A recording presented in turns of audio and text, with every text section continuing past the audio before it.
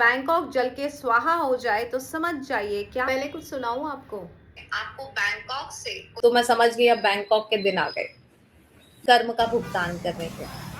अगर आने वाले वक्त में अगले 5 सालों में आपको बैंकॉक से कोई खबर आती मिले तो समझ जाना कारण क्या है ना। अगर वहां पे लोग डूब जाए, पानी में बह बह जाए, या आग लग जाए, या भूकंप आ जाए और आधी से ज्यादा बैंकॉक डूब जाए, भूकंप में स्वाहा हो जाए, तो आप समझ जाइएगा कारण क्या है। ठीक है। मेरा सत्संग जो मैं यूट्यूब पे करती हूँ और मैंने कहा था बैंकॉक में, तो मैं भविष्यवाणी नहीं करती, मैं ज्योतिष नहीं हूँ, बट मैंने ये कहा था कि आने वाले वक्त में अगर बैंकॉक से कोई खबर आ जाए, कोई डूब के मर जाए, या बैंकॉक पूरी डूब जाए, या बैंकॉक जल के स्वाहा हो जाए, तो समझ जाइए क्या कारण है।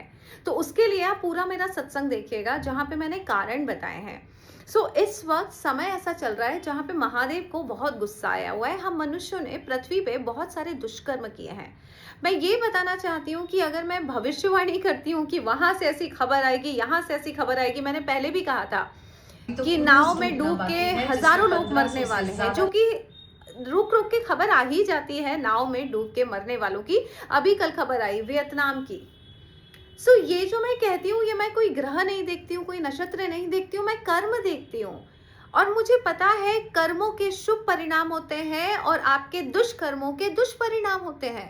अब कर्म अच्छे हैं या बुरे हैं ये कौन बताएगा, ये आपको आपका धर्म सिखाएगा।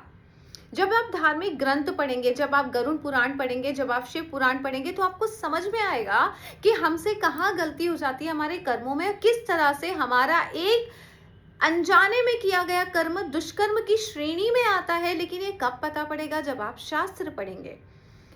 YouTube पे मेरे सुबह रोज सत्संग चलते हैं, जिसमें मैं अभी स्कंद पुराण पढ़ रही हूँ, शिव पुराण पढ़ चुकी हूँ, उसके बाद अभी मैं वेद पढ़ रही हूँ। उन्हीं के बेसिस पे मैं बिल्कुल कह सकती हूँ कि आपसे कौन सा ऐसा कर्म हुआ है जिसके दुष्परिणाम आपको भुगतने पड़ेंगे।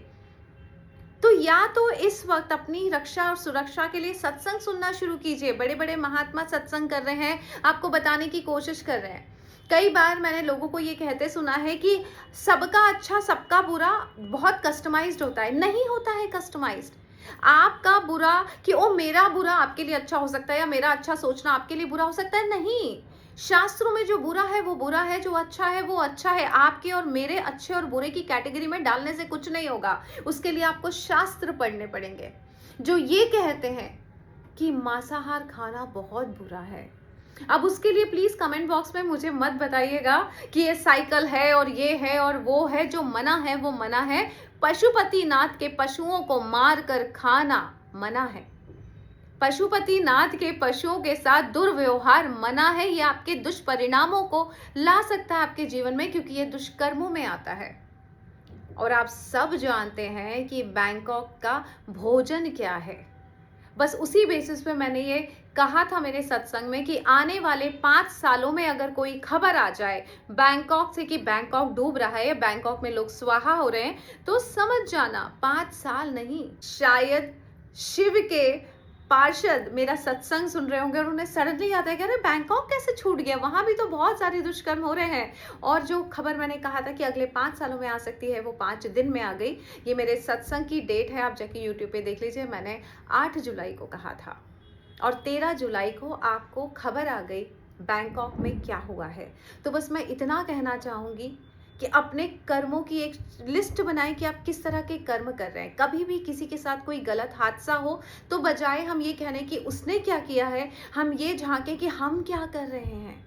हमारे जो कर्म है वो सही श्रेणी में आते हैं कि नहीं, शुभ श्रेणी में आते हैं कि नहीं। नहीं तो कल उनका नंबर था, आज हमारा हो सकता है। अपने अपने कर्मों पर बिल्कुल आकलन करें, रोज आकलन करें, आत्मविश्लेषण करें। शाम को सोचें कि आपसे कहीं कोई गलती तो नहीं हो गई है, कुछ गलत तो नहीं हो गया, और हो गया है तो माफी मांग ले। मांगना है तो महादेव से मांग ले अपने दुष्कर्मों की। नहीं तो वो तो सोचे बैठे हैं कि सारे जितने भी दुष्कर्म है पृथ्वी के या दुष्कर्मी है पृथ्वी के, वो समाप्त होंगे, तभी सतयुग आ पाएगा।